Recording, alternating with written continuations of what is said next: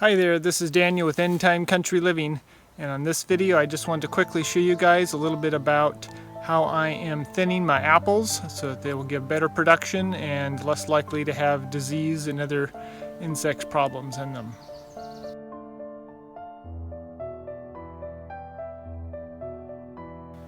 So as you can see, I am out underneath one of my apple trees here. This is my Gravenstein, and it's pretty large around here, but the canopy is actually kind of a pleasant place to hang out, and most of the fruit is coming on the inside of the tree here, so it makes it very easy to select for the fruit that I want to save and to get rid of the extra fruit so that the tree isn't overburdened, and also a lot of the damaged fruit by insect damage or other disease and deformity.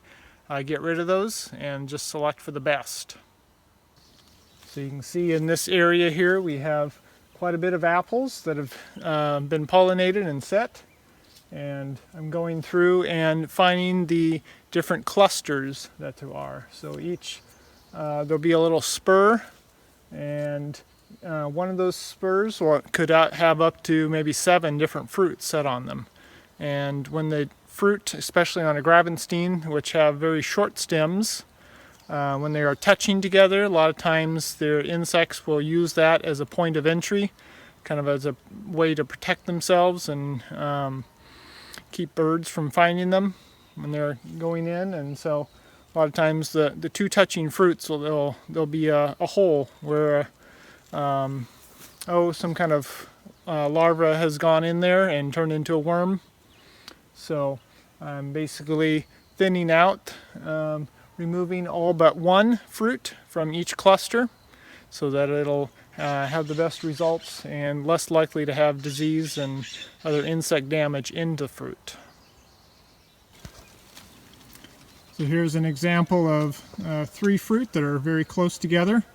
So I'm going to select for the ones that I think are going to be the best here. So here's a fruit that looks very nice, and this one is a little bit more deformed, so I'll remove him. And then the other one over here is a little bit smaller, so I'll remove that one. So we'll have one nice fruit to grow.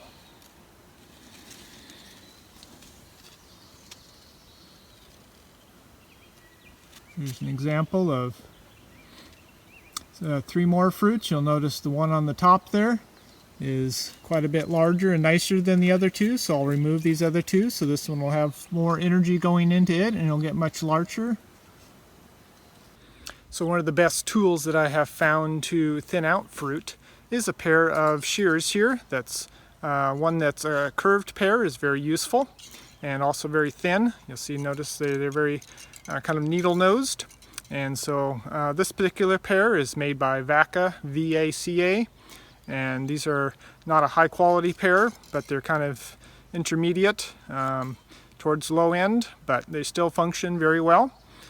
So you want to be careful with them and not, if you are going to get a lower quality pair, to not use them on large branches which could bend the blades on these. So, but every time I use them, or whenever, once a year or so when I pull them out, I give them a good sanding down, and also to oil them and sharpen them, and so that they function very well. And also, so a pair like this is very useful. You could also use like a pair of scissors to get in there and clip the stem of the extra fruit. The only problem with that is that they don't generally work very well for long use, where your hands get fatigued and you can get blisters and things like that, and it's hard to wear a pair of gloves with them. Where a pair like this is very easy to wear a pair of gloves with, and it's very easier on the hands for a long period of use. So if you have quite a few trees, I would recommend finding a pair like this. There's higher quality versions of this one. This is about an $8 pair, and so you may want to get maybe a $20 or $30 pair that will last you much longer time if you want something higher quality. But even this has lasted me quite a while, and if you take care of it, they'll serve you for many years. So one of the spiritual lessons that we can learn through thinning our fruit is that there are things in our lives that are extra, that get in the way of the good things in life.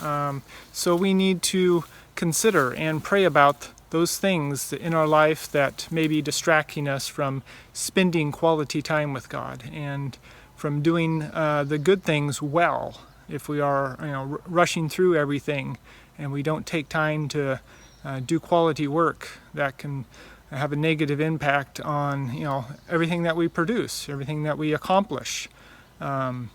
So we need to prune out, to thin out the things in our life that are not good and are pulling us away from spending the quality time we need either with our family or with God, or just doing a quality job on something that we need to create or to clean or anything like that. So I encourage you to thin out and prune out the things that are in the way in our lives, that are distracting us. All right. And also, I would encourage you to subscribe to my YouTube channel. Go ahead and hit the subscribe button if you haven't already. We'd love to have you on as one of our subscribers. And put a like on this video if you think it's interesting and useful to you. And share it with on the other social media. Just go ahead and grab the link and share it, or there's a share button also at the bottom of this video. All right, God bless. I'll see you on the next video.